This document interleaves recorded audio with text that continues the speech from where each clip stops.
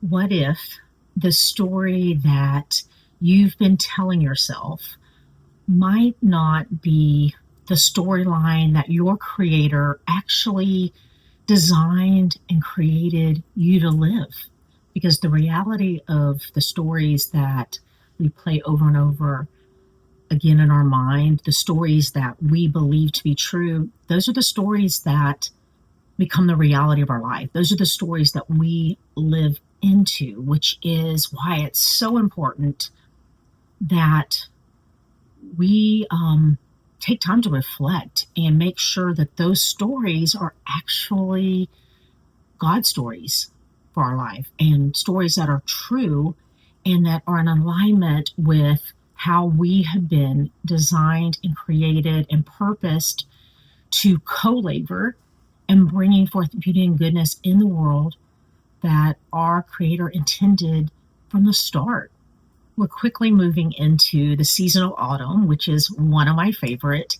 And this season is such a beautiful example to us of the need to allow things to fall away in our life, to release things instead of clinging on to things that need to die and fall away and make room for new growth and new flourishing in our life. And I know that that can feel scary because I have walked through autumn seasons in my life where the falling away of the things that were familiar and comforting to me, and just like the leaves on a tree were covering for me. And when I didn't have some of those particular things, there was a certain vulnerability in that.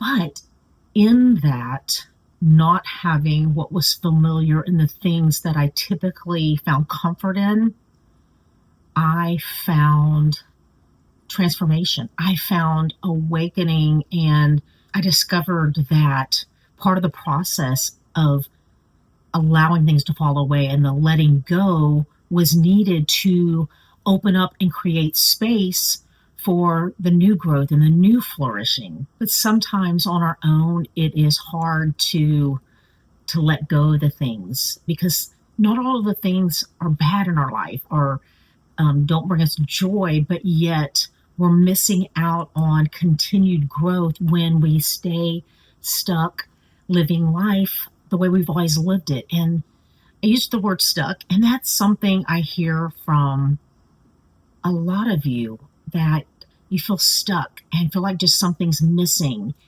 And if I can convey anything to you, it is that you are never stuck. Stuck is a story. Stuck is a storyline that you are telling yourself that you don't have any choices in your life to let go of a particular story. And that's just not true. And I think one of the things around our stories that make it so hard for us to make the decision to not stay stuck and to let go of this particular story is because we don't know what our life would look like without this particular storyline.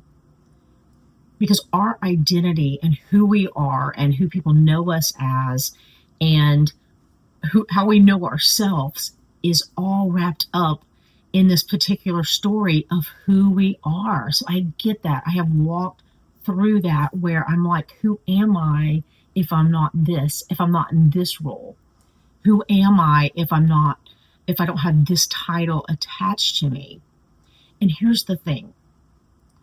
A lot of times as we move through our life in a natural progression, we take on stories as we're moving forward that are maybe for a season, and they're beautiful and they're good and they're needed in that season, but we continue to stay there because it's what we know and what we feel comfortable with. But even though we feel comfortable because it's familiar. But just because something is comfortable and familiar doesn't mean that it's in alignment with all that we were designed and created to be. And that is why you feel stuck. That is why you feel that underlying discomfort, like something's just not right. And what's not right is you are stuck in a storyline that you weren't meant to stay in forever. And that's not a bad thing. One of the beautiful things that I have realized more and more as I've gotten older that has so surprised me is that I have the opportunity to never stop growing. As long as I'm waking up with breath in my body, I have the choice to continue to grow and be everything that God designed me to be. And it's the same for you. And sometimes we stop believing that because of what we might be believing about our life and about our story and maybe what you feel culture's telling you. And I want to remind you today that if you are watching and you are listening to this and something's stirring within you and something's resonating within you, I don't think that's by accident. I don't think it's an accident that you clicked on this video and you're still watching at this point. And I want to invite you to something that I've never done before. For the past few years, I have put out seasonal journals because I learned and actually that was part of my transformation, that as I looked back in my life and the seasons of my life and saw the threads, the God threads all through my story and the faithfulness of God in my life, it transformed me. It transformed how big God was to me, because I had limited how he was working in my life because of what I could see and because of what I could understand. So I talk a lot about seasons, and I love intentionally stopping and walking through each season and reflecting on how God is working in my life. And I'm feeling called to add another layer into that in this autumn season. And that's what I want to invite you into. It's basically a 90-day transformation, because each season is 13 weeks, which is basically 90-ish days. And that is just a perfect amount of time to set our hearts and intentions on moving through something and being committed to it, but yet not too long to lose focus. And what I'm offering is to walk through the seasonal journal. So you'll receive a seasonal journal in the mail. But not only that, the other layer is a journal that's moving through the 90-day transformation that has us looking a little deeper and having the accountability to be meeting up every week, doing one-on-one online or by a phone call, whichever you prefer.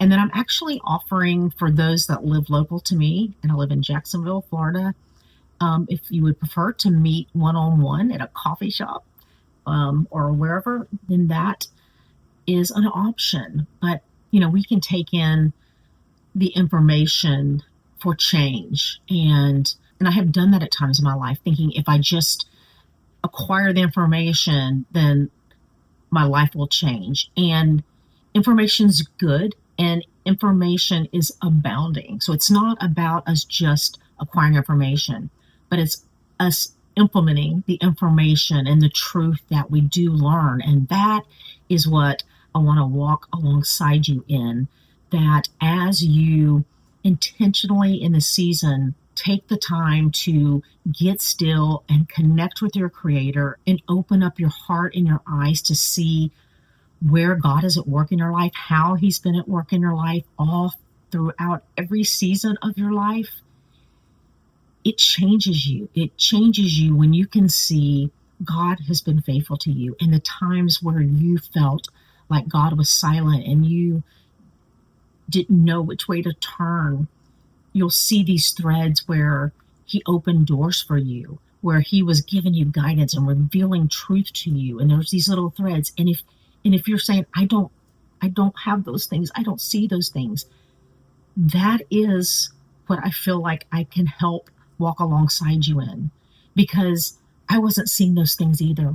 I was feeling like, God, where are you? When I was feeling that discomfort, and I was trying my hardest to do all the things.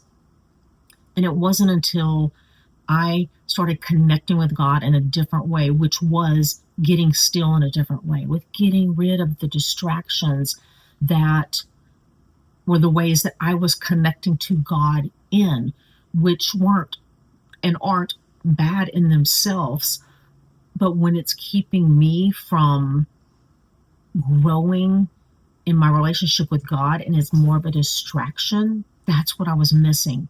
And it was in this practice of intentionally getting still, quieting my heart and my mind, and not looking for any other thing, person to communicate to or through God for me, but me in total vulnerability when all of the leaves have fallen away and it's me and the God that created me, and allowing this God to speak into my life and remind me of who I am, who this God, this creator intentionally designed and purposed me to be. You can't experience that and not be transformed and live differently. And it changed the way I live. And that's why I show up and I do the work that I do, because I want that for you. I want you to wake up in the morning and feel alive and feel filled with purpose in your life. And that doesn't mean that there's not hard things in my life. Absolutely not. But it means that in the midst of the hard, there's peace and there's joy that strengthens and sustains me. And I'm not moved by my circumstances like I once was. My joy and my peace depended on what was going on around me. And I no longer live that way. And through this process, I feel like I've discovered tools and practices that help continue that growth and stay on track. And I would love, if you're feeling the pull, to invite you, and I would love to walk alongside of you this autumn. And I'll put the information in the show notes, and I would love for you to check it out. And if you have any questions, you can email me at susan@susanbeth.com, and I'll answer anything that I can. But I just want to remind you that you matter, your life matters, and your story is still being written. Thanks for being here, and we'll talk soon.